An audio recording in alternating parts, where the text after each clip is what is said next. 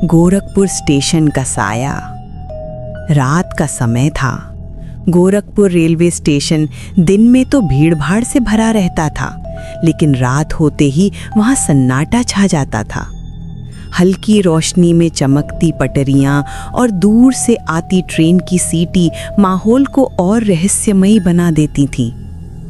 ये वही स्टेशन था जहां कभी कोई ट्रेन रात में रुकती नहीं थी।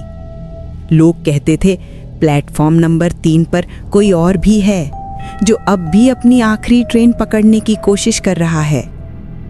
करीब 5 साल पहले यहाँ एक बड़ा हादसा हुआ था।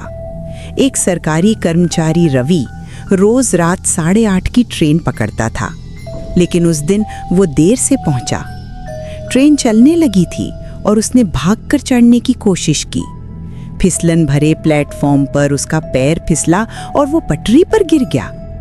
ट्रेन के नीचे आने से उसकी मौके पर ही मौत हो गई। उस दिन के बाद से लोग कहते हैं कि रवि की आत्मा अभी भी वहीं भटकती है, उसी प्लेटफॉर्म नंबर 3 पर। कई लोगों ने सफेद कपड़ों में किसी को बैठे देखा, लेकिन पास जाने पर वो गायब हो गया। रेलवे कर्मचारी अजय को इन सब पर विश्वास नहीं था। वो अनुभवी था और रात की ड्यूटी का आदी, लेकिन जब उसकी पोस्टिंग गोरखपुर स्टेशन पर हुई तो सबने उसे चेतावनी दी कि रात में प्लेटफॉर्म 3 की ओर मत जाना।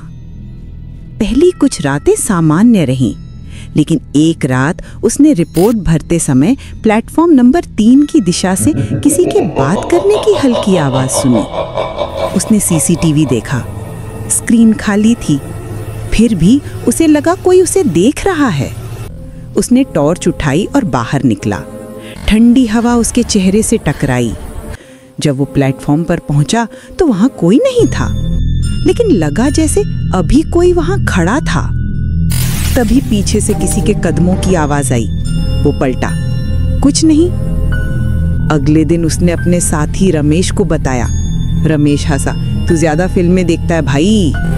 लेकिन कुछ दिनों बाद रमेश को भी वही आवाजें सुनाई दी। रात के सन्नाटे में किसी की धीमी फुसफुसाहट, जैसे कोई कह रहा हो, मेरी ट्रेन आने दो। दोनों डरने लगे। उन्होंने स्टेशन मास्टर को बताया, लेकिन किसी ने बात पर ध्यान नहीं दिया। आखिरकार उन्होंने एक पैरानॉर्मल इन्वेस्टिगेटर परवेज अंसारी को बुलाया। परवेज ने जांच की और कहा, ये आत्मा अधूरी इच्छा में फंसी है।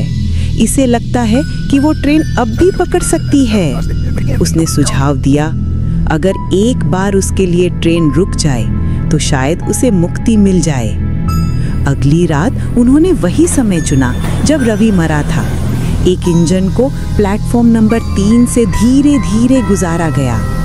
रमेश ने पुकारा, रवि, तुम्हारी ट्रेन आ गई है, अब तुम जा सकते हो। ट्रेन की रोशनी में सफेद कपड़ों में एक परछाई दिखाई दी।